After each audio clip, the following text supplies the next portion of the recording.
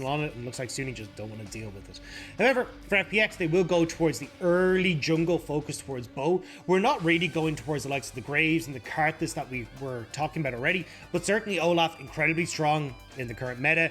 I want to nick a term that I heard on the NALCS, this drain tank, where you get a very, very tanky, thanks to that Gore Drinker, being able to pop that, get a whole heap of health back. It makes it very difficult for you to deal with still in the early stage, but that scaling into the mid game is still potent, and it's still something that you've got to worry about.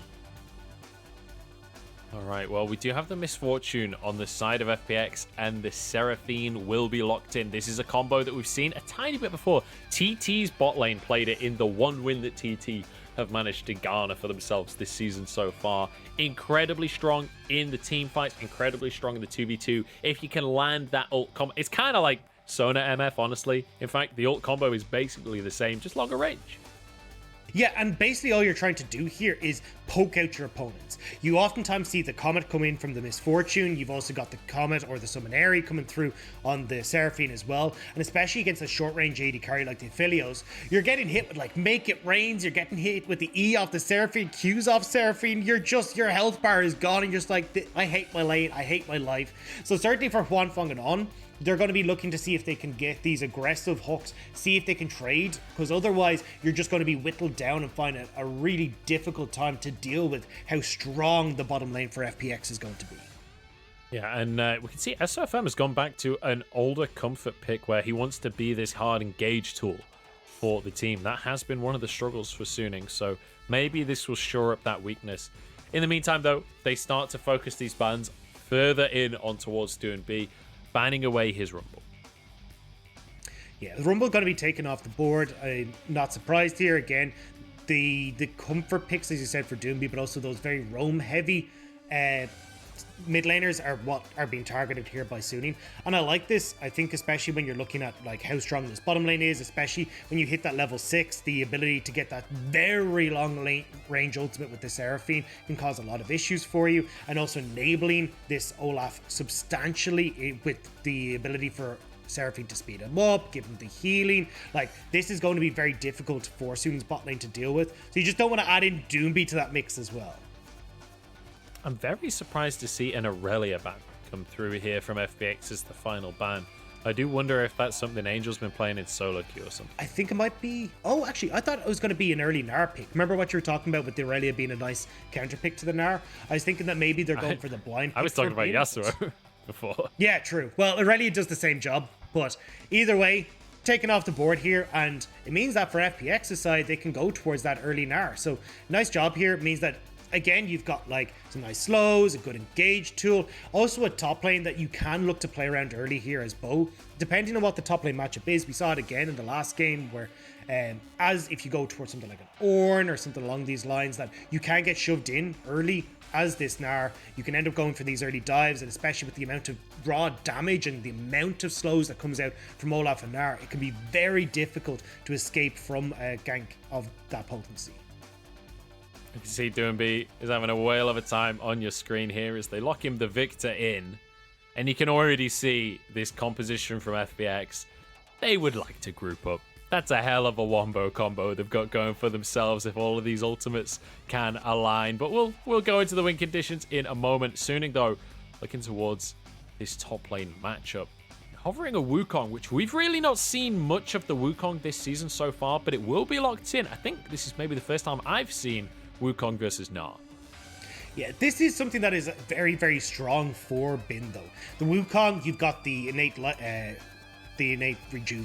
rejuvenation, regen, whatever, healing, and you also get the ability to get the armor as well off the passive. The ability to jump in as well with the E and get a lot of damage off, then skitter away thanks to that invisibility, means that it can be pretty difficult for Nuguri when you get a couple of levels as Bin to trade effectively. And the chase down potential as well when you hit level 6 as Wukong gives so much pressure. So when you think about as well adding Angel into that mix with the Twisted Fate, you've got a very potent top lane dive at level 6 that you're going to have to be very, very careful as Nuguri. Yeah, there's a lot to watch out for here, and this is the matchup. You can see them on your screen. Nuguri and Bin, the two world's final top laners right here. Nuguri may be alone without the rest of Damwon. Bin has the support of the rest of his World Finals squad. And I think Nuguri needs to be a little cautious, not just because of the draft, but this Suning squad might just want a little bit of revenge. I wouldn't be surprised to see some maybe overzealous dives towards the top side from Suning. Yeah, that's where I'm looking at straight off the bat. I mean, you're already looking at what is probably going to be some sort of 1-4 composition where you are having been collect a side wave and join in with the rest of the group. But Angel certainly is going to be putting a lot of tension towards this top side. There is the opportunity to go bot as well. It's just a little bit more difficult when you've got so much running away, when you've got so much escape tools on the Miss Fortune and the Seraphine.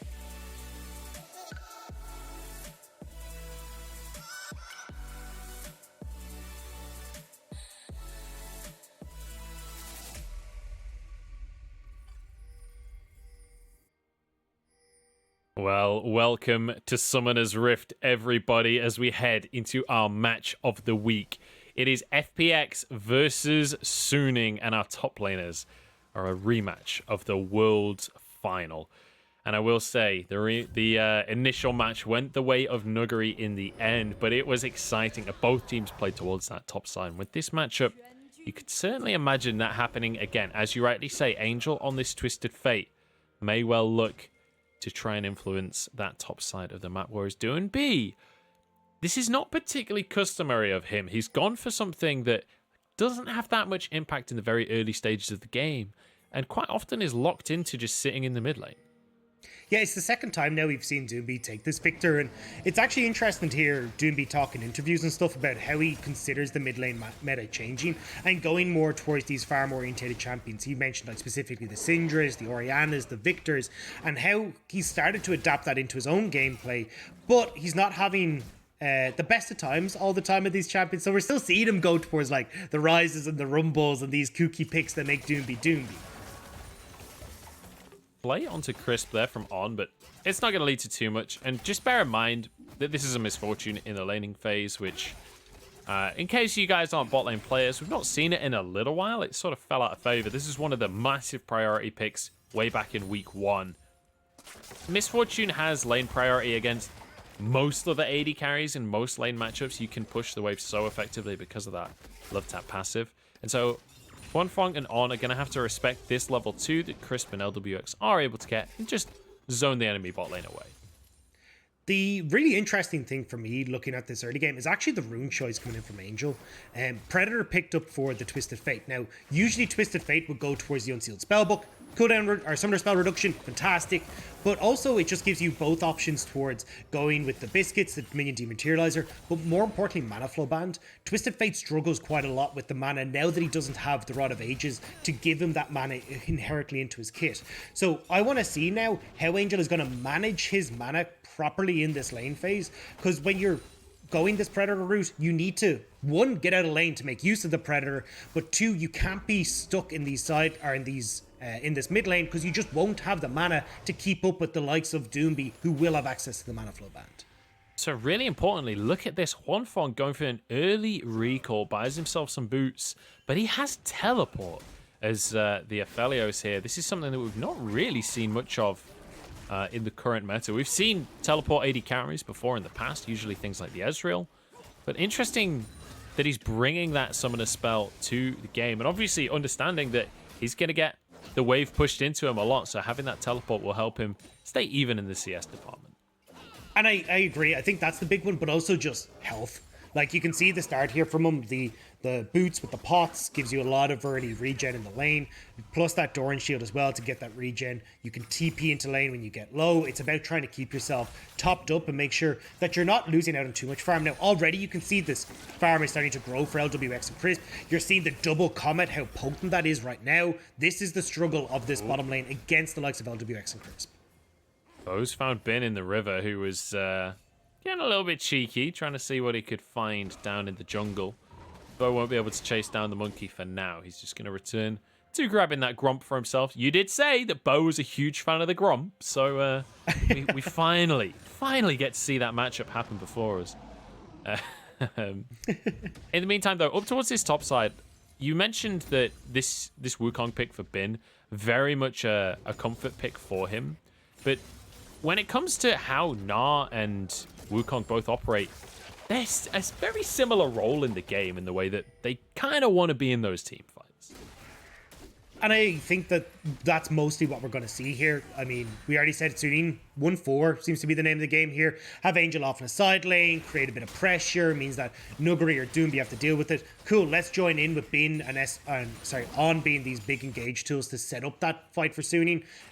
Whereas on FPX's side, they're trying to see if they can get early control, so then when they get to these team fights, they don't have to worry about Angel. They can just power through off of the mid-game spike they get with Lwx going for this lethality style on the Miss Fortune, but also with Doinb and having his Luden's Tempest picked up. Well read here by Suning as they move down towards the bottom side. They spot Bo on the Dragon. SofM just going to hover around this bot lane so no shenanigans can happen. He's going to recall in the brush. And Suning obviously not looking to fight right now, not looking... I mean, let's be honest, we already talked about Aphelios a bunch today. This is not an AD carry that you want to be fighting around in the very early stages. It does take a while to come online. Hang on, that's a huge combo from Nuguri, who's already level 6 in the top side, has Bin TP's right on top of him. Bit of a mistake there from Bin. Massive mistake, because now as well with where the lane is, well, you get to back as Nuguri, you could hold onto your TP, walk towards this top side, and if anyone tries to break... Oh, never mind my entire point. I was going to say, you hold on to that for bot lane, because Lwx and Crisp are going to naturally get these big advantages, so hold the TP for when Angel tries to make a play there, or whatever that might look like. But no. You're missing something there, Dagda, because this is the world final rematch in the top lane. He can't use the TP for some other lane. He's going to need that to make sure everyone knows that he's the better of the top laners. I didn't realize there was actually a ref that's counting down how long he's outside the ring, and it's like 10, 9, and he's like, I got to TP back. I got to get back. Well, Bin is also going to be getting back there. It does have his health back. Has level 6 as well, so...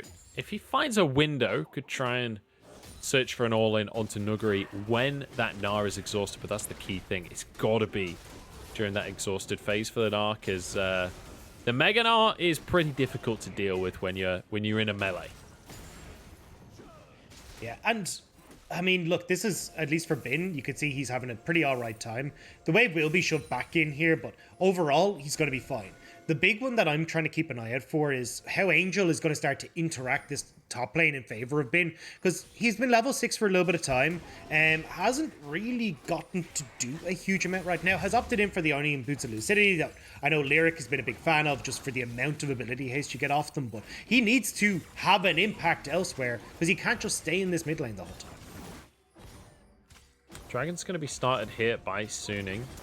And looks like they should be able to just finish this one off. Bo is just over the wall, but realistically can't contest. Angel is in trouble. The ward nearly stops the lantern. SofM flag and drag out to safety. Still has his flash available, so should be able to get out with this one. Doesn't even have to flash. And Suning get away with this one.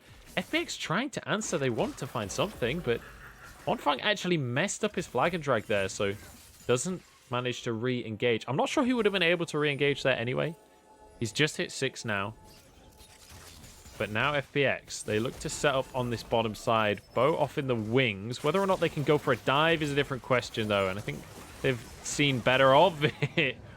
Bullet time under the time. This is some weird ability usage across this skirmish. I'm not really sure whether FPX want this, but the hook from On forces a cleanse from Lwx. Okay, there's some weird bot lane shenanigans going on, but the big thing to take note of here is that you have SofM who's forced it back. Bo could actually turn this in towards an early Rift Herald, especially with the pressure that Nuguri had. But because FPX stayed so long in this bot lane weird L skirmish, it's actually given time for SofM to come back out onto the map, and now he should be able to contest. But it looks like Bo is still going to run straight towards that Rift Herald and try and use the pressure that he has with Doinb in mid lane to at least get something back in favor of FPX. Yeah, the way I would describe that bot pseudo skirmish is like, it's kind of like my experience on Tinder, right? Where you're trying to text someone, you're trying to have a chat with someone, but you're just getting mixed signals. And I feel like FPX were just not really sure whether they wanted to commit to anything, not sure whether it's time for dinner. You know, COVID's going on right now, so They're Well, just look, tiptoeing around the bottom side, never really committed. They're just out of a recent breakup, right? I mean, it's still raw. Tian has only just left the team. They just aren't sure what they want to go with just yet. They're still trying to figure out themselves, find themselves, especially with Bo coming in. But here we go. As we talked about Bo, very much an objective focus farm jungler. He's on towards this Rift Herald. SofM has known exactly what he's doing every step of the way. Good flash from Doinb to deny the engage from SofM. A good little gold card onto Bo as well, who's fairly low on HP, but let's bear in mind, this is an Olaf that certainly doesn't struggle for sustain. In they go. Bo does get the Herald, but they're jumping straight towards Doinb. The knockup is there. Do they have the damage to finish this one off? Low HP bar, and the red buff finishes the kill. Now Bo trying to escape, but SofM, he's just waiting for the Ragnarok to go before the flag and drag comes on through. Nuguri over the wall, gets himself out. You know what? Suning are happy with that one. They take a pick, but they trade it for a Herald. And it's a big mistake coming through actually from Crisp in that bottom lane.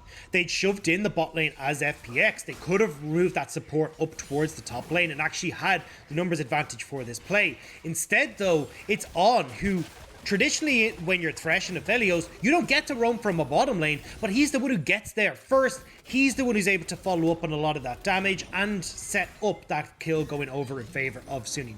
However, Rift Herald does go across towards Bo, so I want to see now what Bo can do with this to get some of that gold back in favor of FPX.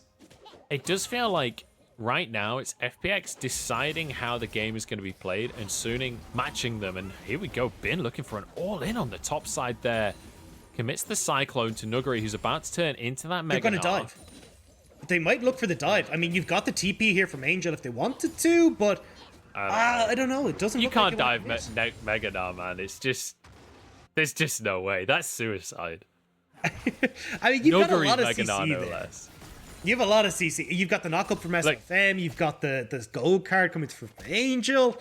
I don't know. This is where you and me differ, man. Like, hey, no matter who you are, You need to be diving bloodthirsty. Nuguri when he's turning into Mega Gnar, like, this guy eats dives for breakfast. There's no way that ends positively for Zuni. I just want to see someone put Nuguri behind. Like, when I looked against OMG and Nu, he was 42 CS ahead of Nu in that lane. Well, he's played a unique champion in every single game. He's up to 8 unique champions right now for Nuguri. Like, it doesn't matter. This guy just seems to pull things out of the woodwork. It's like, yeah, I'm going to try this today. And it just works out beautifully. Someone needs to put Nuguri in his place. Like, we can't have the LCK styling on us in the top lane so heavily. But honestly, look, Nuguri's the best top lane in the world. I don't think anyone's going to contest that. It's just someone has to do something. God damn it. Dagda, you don't have to worry about it because he's not an LCK top laner. He's an LPL top laner. And he's the best that there is. Once again, LPL best in the world will just deny everything that happened in October. Moving on from that painful subject, let's take a look at the scoreboard for a second, because this is an exceptionally even game so far. And let's bear in mind that what we said about Suning was if they fall behind early, which they have with people camping Bin, they really, really struggle. But there's been very little pressure on Angel and on Huanfeng, which is kind of the weakness that we were talking about before the game. Yeah, I mean, look, the gold lead is going to go in favor of FPX with this push, though. Should be able to survive those. Just going to grab a couple of plates. Herald will be cleaned up. Nuguri goes in onto Bin. Cyclone used as well, but Nuguri, he's alone in this one. The CC chain is massive. Has flash available, but he knows in this 2v1, he's actually going to commit the flash for this one. No way does he get out of this. Nuguri, how does he do it? So most people would have flashed over the wall there, like to try and do like the Dyrus flash, I suppose, but Angel was the only one who had an answering flash in the top lane. So instead, he just flashes away from Bin, knows that Bin can't flash or follow him because his own summoner spell is down, and Nuguri's able to escape away. Nuguri is also going for a very split push orientated build in this top lane. You can see he's going to go towards that stride breaker. We're getting our 1v1 that we were cheated out of at Worlds. This is going to be Nuguri versus Bin. They're all in on this split push where they want to be going toe-to-toe. I'm excited for how this develops because Nuguri, I'm not going to lie, Bin, he's getting the best of you a little bit. Now, I have been no kills, though, and that's important because nobody's fallen behind. There is no significant advantage in that top side. So when it comes to that 1v1, it is completely even right now, and that's the way that we want it to be. In terms of the gold overall, still fairly even, but it is 500 in favor of FPX. Is a very liberal use of the Gale Force there from Lwx. I've never really seen it used just for harass, but I guess when the game is going at this kind of pace, it makes sense to just use it for damage. Yeah, and it's the story of this lane as well, right? I mean, they are poke, they are just trying to whittle you down bit by bit, so the Gale Force can kind of fit into that as well. But I'm kind of surprised to see Lwx going towards the Gale Force build again, just because oftentimes when I see this Comus build on the Miss Fortune, it is the more lethality orientated build where you go towards the Eclipse and you just become a CC boss. Sorry, not CC bot, ultimate boss to follow up on the CC that's provided by the Seraphine, by Nuguri, all these kind of guys. So it's curious to see that he is still going the more auto attack damage build when he hasn't followed up with like the press the attack rune. Man, Nuguri has no respect for his elders. Recalling on the ward, just like tapping that recall before he finishes it off. He knew that SofM was hanging around there, but he doesn't care. So very nicely done here by Nuguri as he grabs that first tower of the game as well. That's going to skyrocket him up the gold chart. He's feeling pretty comfortable with his gold lead up there. And I think that's about 1,000 gold lead that he has up over Bin because of all those tower plates he was able to get for himself and because of finishing that tower as well. He's gone for the Stride Breaker build on this Gnar. See, toying with the idea of a play on this bottom side of the map. But once again, this is the Kraken Slayer out from Huanfeng. This is the very standard Aphelios build that we see. Into the Hurricane likely, into the IE, looking for those 3 items. But Bo wants to change that fact as he moves into this bottom side and actually gets a flash out from On. Very nicely done from On mechanically, that he gets the essentially 2 flashes for 1 as he pulls Huanfeng the extra distance there. I do want to highlight Bo though quickly, Dagda, if you've got a second here, because Bo has taken both of SofM's recent buffs. He's built himself a 30 CS lead. Well, don't think I have time. Because Nuguri's in trouble. Actually, he's not. Because the mid lane priority of Doinb, he can just walk down. Yeah, he's completely fine. Huanfeng now, bullet time under the tower. On is on it. Because he pulls his AD carry out to safety. This is going to be a second tower now for FPX. You know, that ancient strength that FPX often showed is in the tempo plays, and that's exactly what we're seeing here. But this is why Nuguri fit so well in this team. Like, the amount of pressure Nuguri draws from the top lane, and still, by some miracle, manages to get out of these plays. I mean, we've seen it here on the Gnar. There was that Gragas play where he's the secret agent and just managed to skedaddle away while 5 members were chasing him through the enemy jungle. Like, this is the Nuguri special.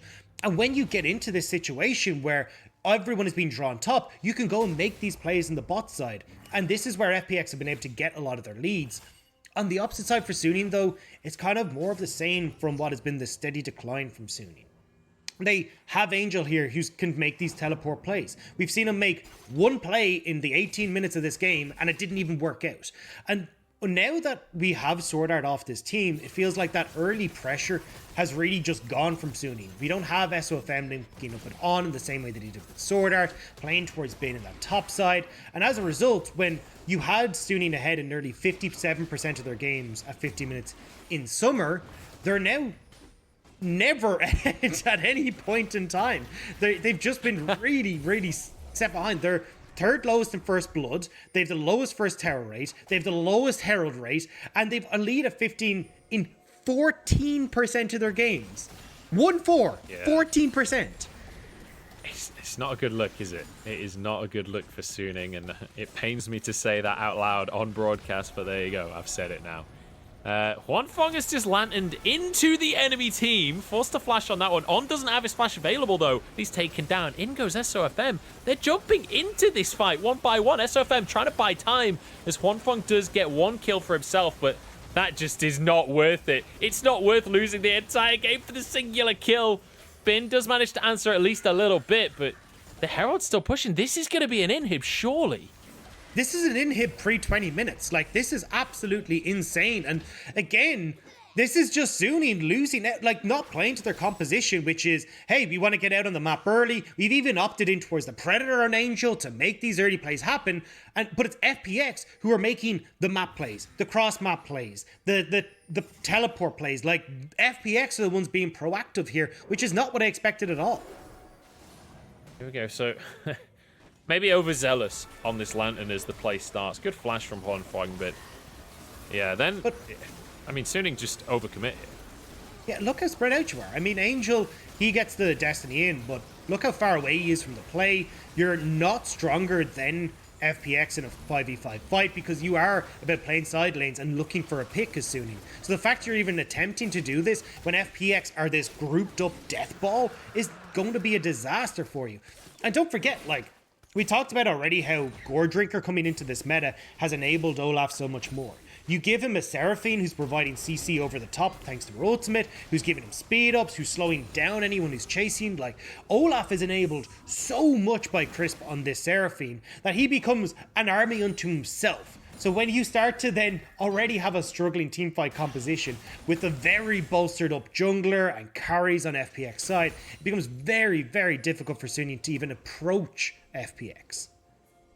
And I will say, one thing I did notice in the replay, Huanfeng actually played quite nicely on the Aphelios to turn around 1 kill during all of that skirmishing, but 4-3 on the scoreboard, the lead, 3,000 for FPX, and they want to expand that as they just begin the Baron straight off of the bat here.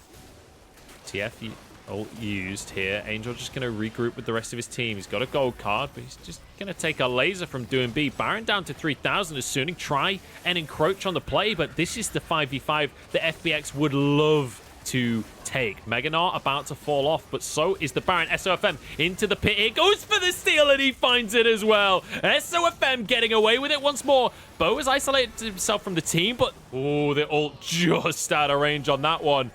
Suning, they get away with it. 0 casualties.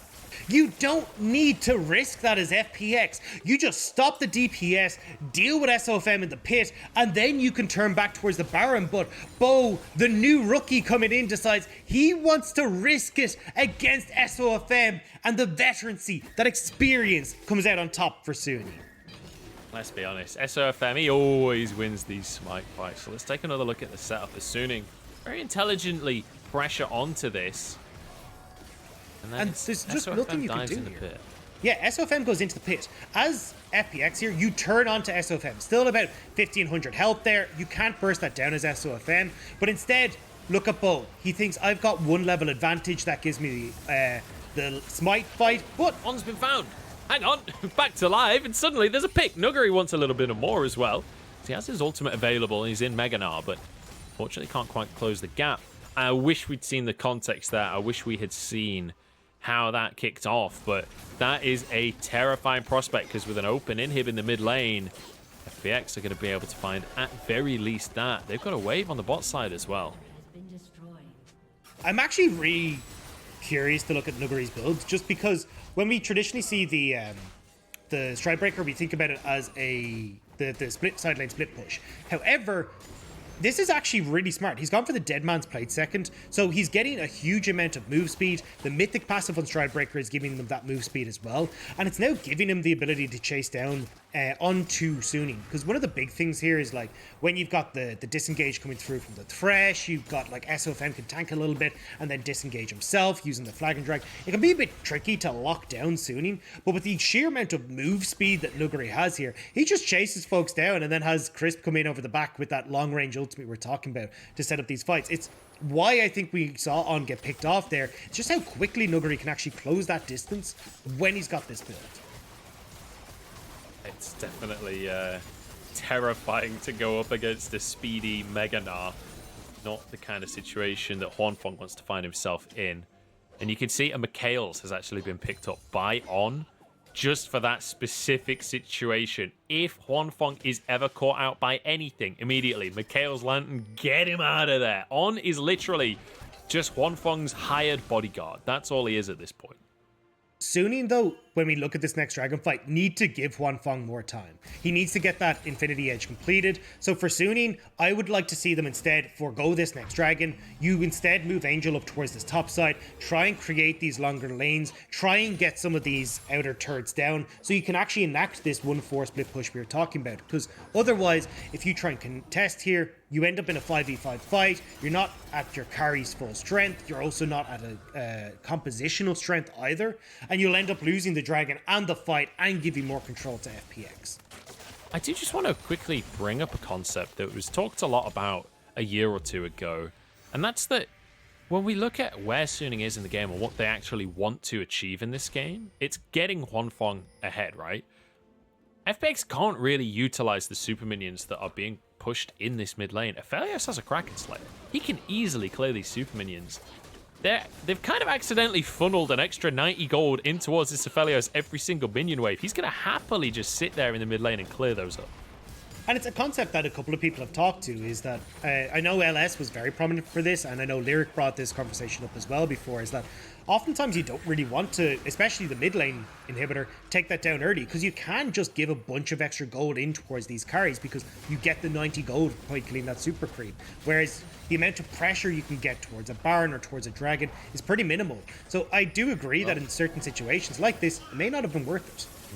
Yeah, might not be worth it anymore for Suning though, because this bot tower is going down. TP from Bin, they want the fight as SofM's already start things off, but the charm onto Bin denies his engage, denies his knockup, and he's just kicked out the other side of the fight. Can't do anything. Great Lantern though, and Suning still surviving for so damn long in these skirmishes. Hook onto Nuguri, the box is there to disengage as well, but FPX will claim their prize. They don't need the kills, they just need this inhibitor. This is so well done by FPX. That's 2 inhibitors down now, and 4 minutes until this Dragon, a minute until this Baron. FPX can rejoice, spend their gold, come back out onto the map, and control it from the get-go once again. Like, this has been so well executed by FPX. A bow? Bo's been caught here. The hook comes out as well. Ragnarok is on cooldown. That's it. A reason. What is the heal? What is that? It doesn't matter, but that was like, so literally he was dead and he went to full health. So the reason Olaf has been nerfed at 11.2 is that the W for Olaf that increases your healing increases the healing you get from Gore Drinker, which is why he's become so obnoxious with this Gore Drinker item. And that was a little taste of what is possible when you've got several people around you. It's not. That's why we're getting the nerf. That's why 11.2 is necessary. Either way, though, rookie and a bit of a rookie mistake. Bo coming in for his first game, lazy recall, not going the full way back with his team, and a nice job from Angel there to catch him out, which does slow down the ability for FPX to set up for this Baron. It gives a lot of vision towards Suning, but still again, Suning don't really have waves in their area to try and contest. You've got super creeps mid, bot, top wave is also pushing in favor of FPX. You're still struggling to try and draw FPX away from the Baron area. Yeah, we do have 3 items now on Huanfeng, but I want to highlight something in the item builds, and I want you to elaborate a little on this Dagda as well, because Angel, interestingly, has gone for that rapid fire cannon as his second item after a proto belt. Sure, he's really good at landing gold cards at this point, but he does no damage whatsoever. Yeah, and he's heavily reliant on Huanfeng to be that damage source. It's also, again, having to go towards the tier, because as we talked about, not having the mana flow banned, like, his build has just been so far delayed. 3k on the Baron as we're here again, and SofM is in the pit again, twice in a row. He gets the Baron for himself, but can they get the team fight is the question. Huanfeng is knocked into the team, but the bullet time takes him down. Bin desperately trying to salvage this team fight, but does he have the damage? The Gore Drinker keeps him alive. The Lantern is warded, and FPX take more, 3 kills, and they've got supers. They've got supers in bot, supers in mid, Baron up, FPX are looking to shove down mid lane. It's a 2v3 to try and hold on to this game as Suning. Still got 15 seconds on SofM before he returns to the map. Doinb and Lwx more than capable of finishing this inhibitor off. But because of that Baron steal from SofM, once again, they hold on to this game. And this entire game, they've been just holding on. But look at the goal difference, Dagda. It's only 1,000 between these two teams. It's so incredibly close, but it's just the tempo and the pressure that FPX have. And you can see we're actually going right the way back. SofM looking again, getting that miracle steal. HP. God damn, SofM has been holding on tight to this game for Suning, but unfortunately for them, the team fight is just way too strong. And I'm coming back to this point for Angel. I don't like this from Angel, the Predator. Yeah. I can understand where you're coming from, but having to go towards this Archangel staff now as well. He's heavily reliant on this Q being his main source of damage, whereas I think the Lich Bane is just much more consistent, gives you that split push pressure. And if you're going to play TF like this front to back style like we're seeing here, why the hell are you picking TF?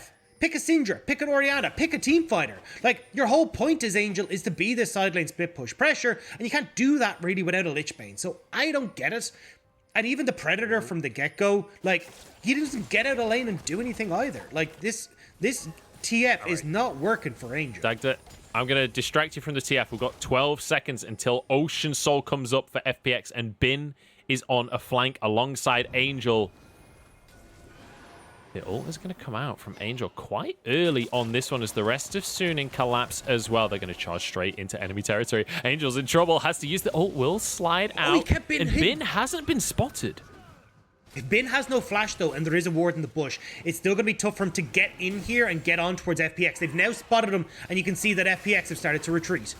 All right, Nuguri turning into Mega Gnar, trying to get into the backline. In goes Angel to distract in the meantime. Bullet time not going to be enough. And the smite from SofM. The guy cannot miss. Into the fight they go, though. Can they win this one? It's all or nothing. Keep your eyes on Huanfeng. He's the only damage on the side of Suning. Going straight on towards Bo. Has a lot of damage, but does he survive the fight? Taken down in the end and on falls as well. 3v3 now has been. Tries to chase down Nuguri, but he's just going to kite this one away. Angel getting crushed under the weight of FPX. Triple kill for Lwx, and that's going to be game. It is going to be game point for FPX after a beautiful fight. Nuguri smacks him with the 3-man Gnar ultimate, and from that point on, it's a field day for FPX. Suning, you had no right to be staying in this game as long as you did. SofM tried his hardest, but FPX will come out on top. Can SofM get the MVP even though he lost the game? Is that a thing that can happen in League of Legends? I don't know. I really wish. Regardless, FPX take themselves a win here in game number 1. And what an exciting way to start our match of the week here. Suning showing that they definitely have some strength as a team, but I don't know about this. The draft to strategy execution is just not lining up right now. Yeah, I was not a big fan of this Twisted Fate. The Twisted Fate, like, not having the mana flow band makes it really hard for you to actually get out of lane. You don't have the early mana regen that you need to try and shove out waves to make use of your level 6. And you can see it. Doinb consistently shoving in waves meant that Angel couldn't get out of the early stages. The Predator was pretty much useless. And if you're going to play essentially a front to back style of a mage, like, why are you picking Twisted Fate? That's not where his strengths lie at all. So I didn't understand the build. I didn't understand the decisions made by Angel in a lot of this game. But again, we're seeing Suning that they're falling behind, where because they're heavily reliant on Angel making these mid lane plays and he's falling behind, well, they're behind at the 15-minute mark. They're losing towers. They're losing dragons. The heralds are going the way of Bo. Like, even when they were somehow able to muster some of these plays back, it was FPX still coming out on top on a lot of these plays. Yeah, really, really exceptional stuff from FPX across the board, honestly. That's the crazy thing. There's not really one player that was exceptional and carried the team. This was very much a team effort. I mean, Nuguri, I think, withstanding a lot of the pressure that Suning tried to throw at him in the early game, managing to miraculously escape a few of those ganks.